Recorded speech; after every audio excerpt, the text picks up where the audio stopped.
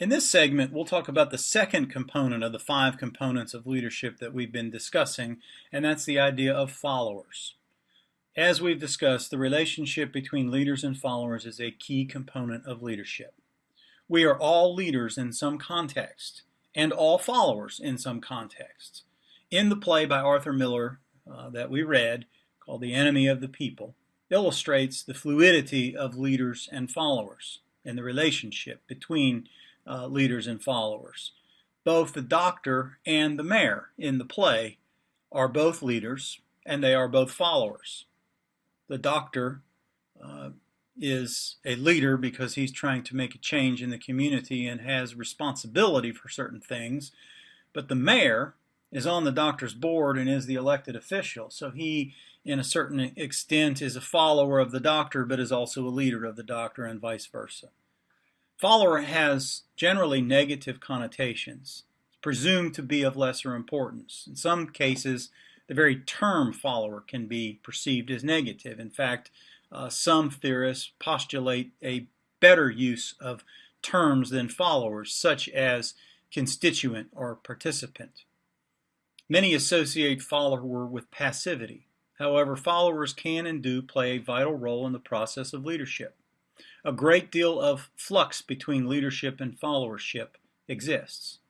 A great deal of influence on one another also exists.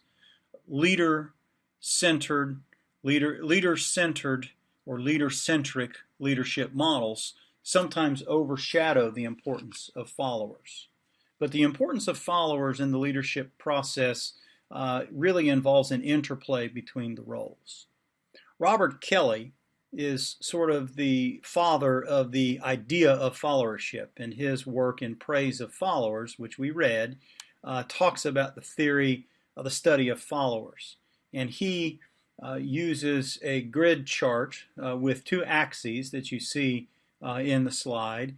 One axis is the participation level of followers, from active to passive. The other axis talks about the level of thinking of followers, from a follower that is an independent thinker to one whose thinking is more dependent on the leader. If you look at the 4 quadrants, there are different types of followers depicted in each of the 4 quadrants. In the lower left quadrant, more passive and dependent thinker, he calls sheep. They are passive followers, low thinking, do what is required, no more. They are dependent on the leader. The yes people that are in the lower right quadrant are active supporters of the leader. So they have a level of activity that the sheep do not have. However, they contribute little thinking. They never question the authority or goal of the leader. Alienated leaders, which are on the upper left of the quadrant, are passive yet independent. They're independent thinkers capable of contributing, but they're often disgruntled, cynical, and they refuse to be active. They refuse to take control. Survivors are those that are dead set in the middle. They adapt to the needs and goals of the leader in the situation. They're capable of independent thinking and participation, but that's not their goal. Their goal is simply surviving the organization, the change, or whatever the circumstances. Effective followers are those in the upper right quadrant. These are strong thinkers. They're committed and actively pursue a common goal of the group. They do challenge the leader if the situation warrants it. Another example of quantifying followership comes from Ira Cheloff and his notion of, her notion of courageous followers, and this group of leaders and followers around a common purpose. He classifies followers based on the degree of support the follower gives the leader and the degree to which the follower is willing to challenge the leader's behavior. And again, uses 4 quadrants. If you look at the ideal follower, and that is one that focuses on high support, high challenge. Healthy followership is an act of free will. They must believe that they're doing the best thing or the right thing. Otherwise, there's danger of of those folks being pawns to leadership. And so you can see in all four quadrants, from high support to low support, from low challenge to high challenge. And again, the partner is in quadrant 1. In Enemy of the People, in the play, one of the real problems in the play is that the doctor fits in the individualist quadrant, so he refuses to, he doesn't find support at all, and then very, very vociferously challenges authority. And so the main reason is fear. And so that's a major illustration of the courageous follower typology. The last typology that we're going to talk about regarding followership is a followership continuum. Much like the leadership continuum that we will continue to reference as we talk about leadership, the followership continuum from Barbara Kellerman talks about two axes based on the level of engagement. And Kellerman identifies 5 types of followers. To the far left, the most passive form of follower is the isolates. They are disengaged from the process. They typically just don't care. Moving toward the right are the bystanders. They have an awareness, but they make a conscious choice not to be involved. Then the participants, and so they have a modest degree of support, but they are not very active again.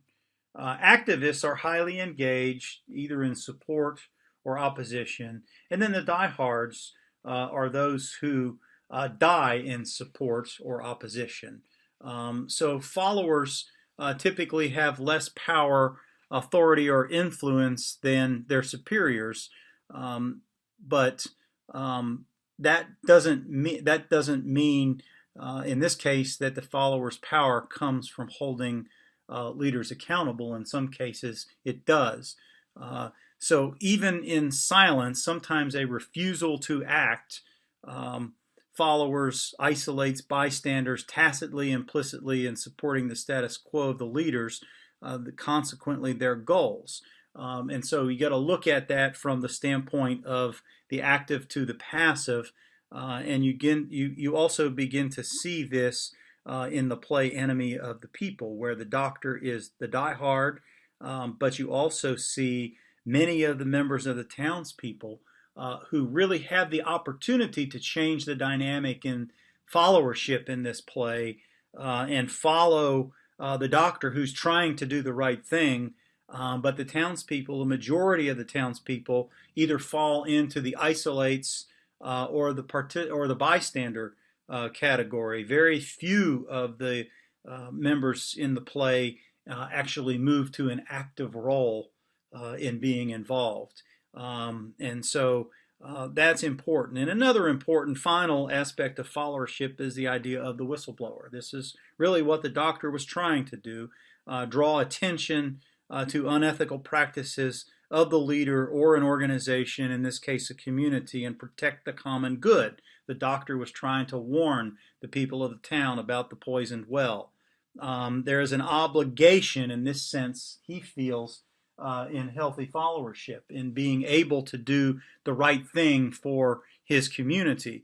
But again, in the play, as the play illustrates, his ability to effectively move into the quadrant, whether you use Chayloff's different quadrants or whether you use Kellerman's continuum, moving from the overactive stance or the individualist quadrant to becoming a full partner and someone who's an activist that is able to get people to follow, really becomes the downfall, and is what makes the play such an intriguing example of the concept of followership.